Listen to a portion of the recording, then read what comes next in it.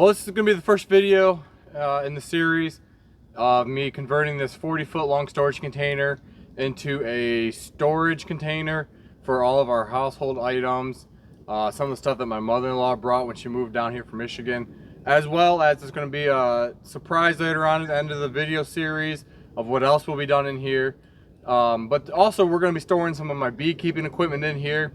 Part of the storage container is going to be left unfinished. That way I can store my beekeeping stuff at the very front of the container and not have to worry about getting the propolis or anything on the finished part of the storage container. So please follow me as I try my hardest to get this to work in here. You're going to see me do really crappy weld jobs. You're going to see me try to not fall off a ladder and just to move forward and make some shelves in here so we can have a nice storage unit.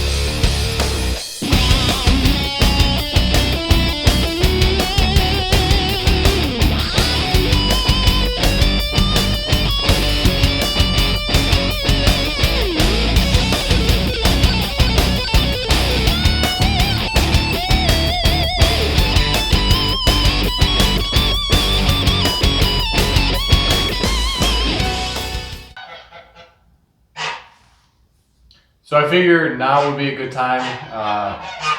Could have told you earlier, but so as you saw on the other wall, I am welding it to the container itself versus drilling a hole through it and then putting a bolt all the way through and just screwing it down that way.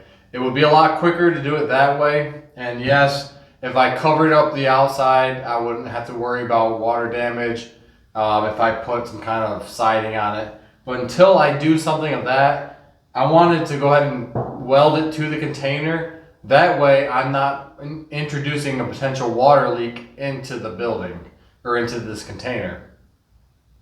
So I'm doing, as you saw, 5 bolts through, bolted down real tight, and it seems to be working out pretty well. Now I know that this is the bare minimum of what I should be doing for this structure. Now granted, this isn't a structural wall. These are just to cover up. It adds a little bit of insulation to it and to put the shelves up against. So when we add in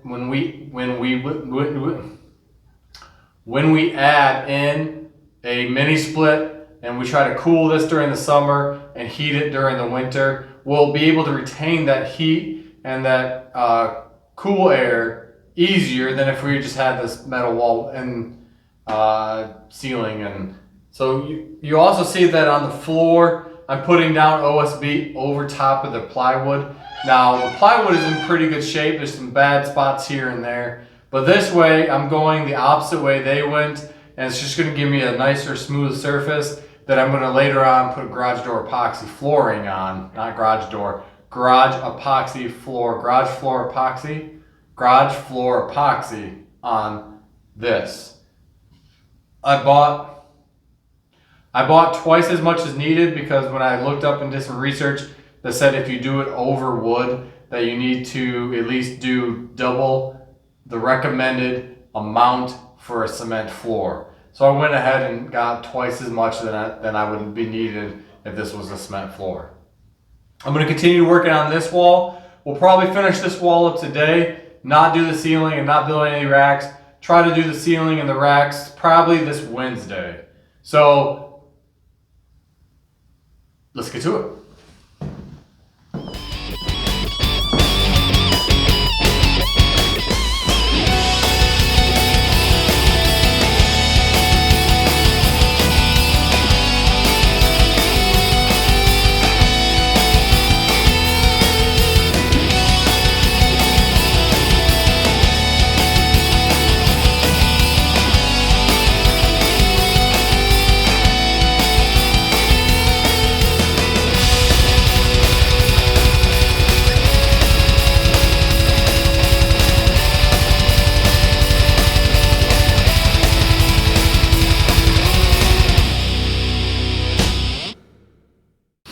All right, guys, I'm going to go ahead and call it quits for the night.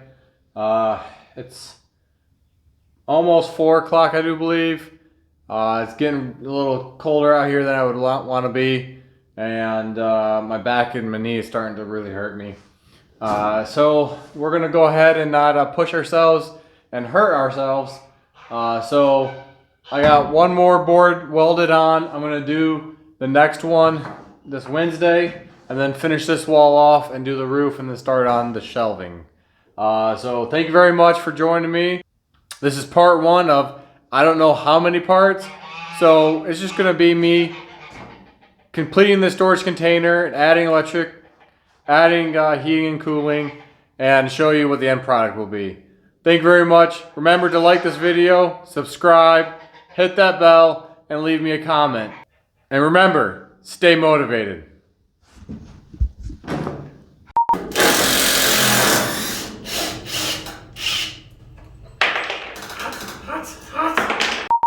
Alright, so I figured there's a lot of goose